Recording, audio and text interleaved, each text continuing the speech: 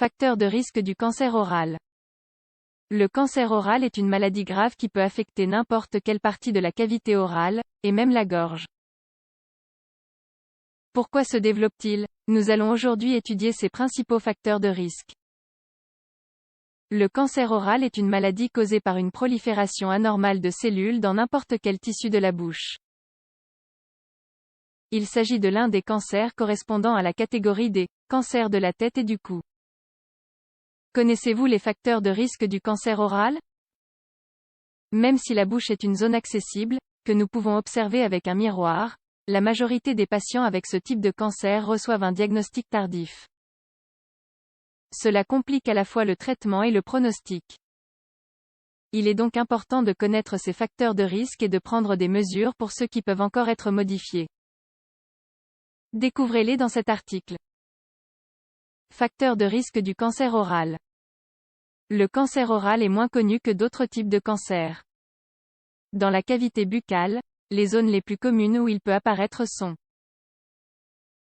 les gencives, le palais, la langue, la lèvre inférieure, le plancher de la langue, les glandes salivaires. Selon une publication dans le journal of Oral and Maxillofacial Surgery, le cancer oral est une maladie multifactorielle, c'est-à-dire qu'il existe plusieurs facteurs qui augmentent le risque de la développer. Nous allons vous les détailler dès maintenant. 1. Le tabac, un facteur de risque important du cancer oral. Avec l'habitude de fumer, tous les produits chimiques qui se trouvent dans la fumée du tabac entrent au contact de la bouche.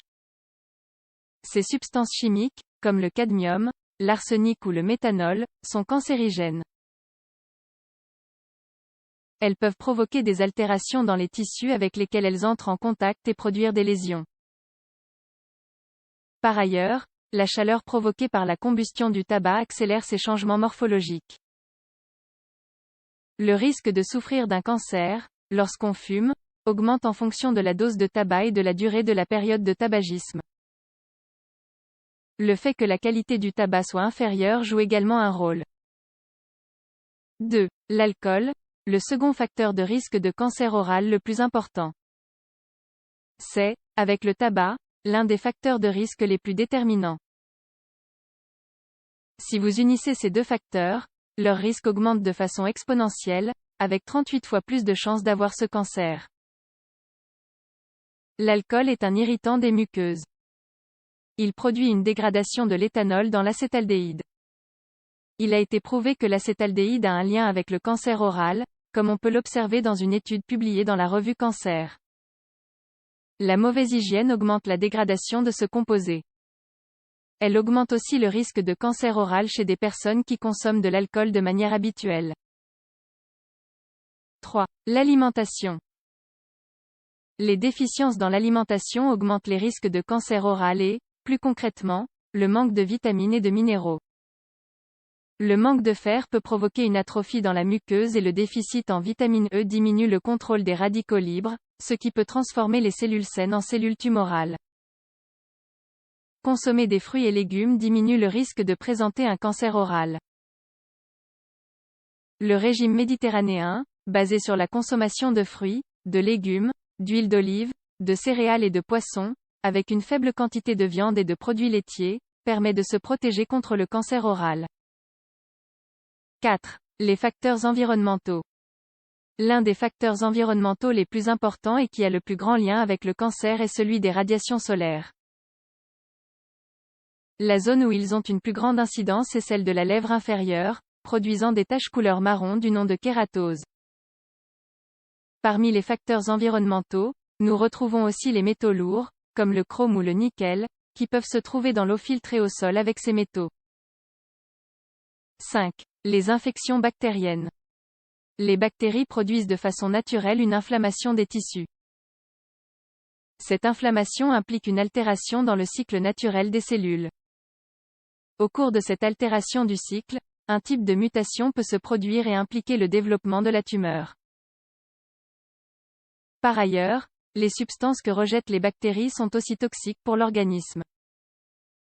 Dans la biopsie des tumeurs, on retrouve dans une large mesure des restes de bactéries liées à des candidoses, des pneumonies ou différents types de champignons. La mauvaise hygiène, comme toujours, joue également un rôle. Il existe en effet une association entre le nombre de dents perdues et le cancer oral. 6. Les infections virales. Il a été démontré que les virus sont responsables du cancer à 10 ou 15%, en produisant des dommages dans l'ADN cellulaire au cours de leur réplication. Les virus avec lesquels cette relation est la plus évidente sont celui du papillome humain, VPH, et ceux de l'herpès simplex. Le plus grand pourcentage de cancers oraux est dû à des lésions qui se trouvaient déjà sur la muqueuse orale, les lésions prémalignes. Il faut toujours surveiller ces lésions. Si, après 15 jours d'évolution, elles ne s'améliorent pas, on doit aller consulter un médecin pour écarter de possibles lésions malignes. 7. Les facteurs génétiques. En plus des facteurs de risque mentionnés, la génétique est très importante. Une mutation génétique peut déboucher sur une tumeur. Cette génétique peut être altérée par les facteurs environnementaux, comme l'alimentation, l'exposition au soleil, le tabac, l'alcool, etc. Comment peut-on prévenir le cancer oral? La prévention du cancer oral est fondamentale.